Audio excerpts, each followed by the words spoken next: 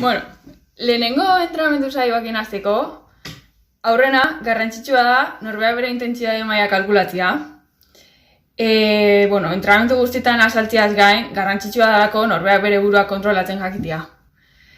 Entrenamendu bakoitzan hasieran, lehenengo agertzea serieko kopurua eta metruak, eta geho hori nola inberdan, ariketa.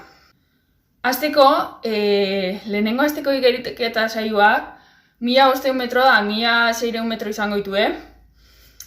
Bizikleta saioak azte barruan ordu bete eta laurden inguru izango.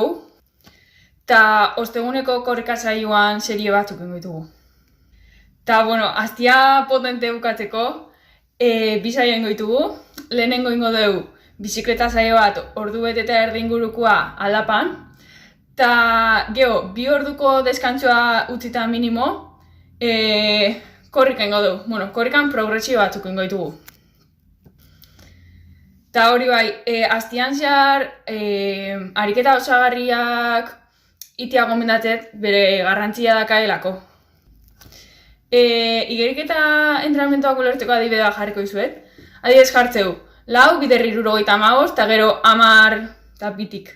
Horrek esan nahi du, diala, 4 aldiz, 75 metro, eta 75 metro bukatzean 10 segunduko deskantzua.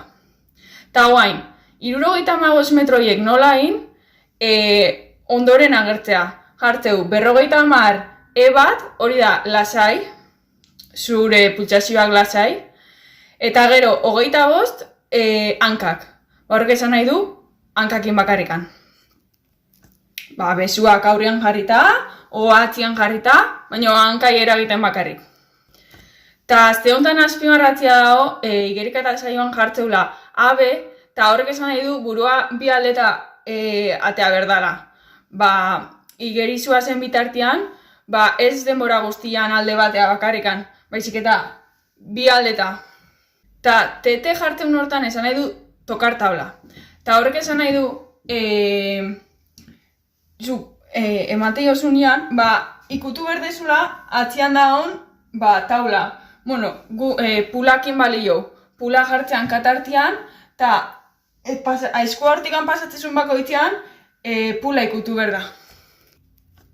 Eta hoxe, zalantza gehiago izan ezkio, idatzi lasai. Urrengo aste arte.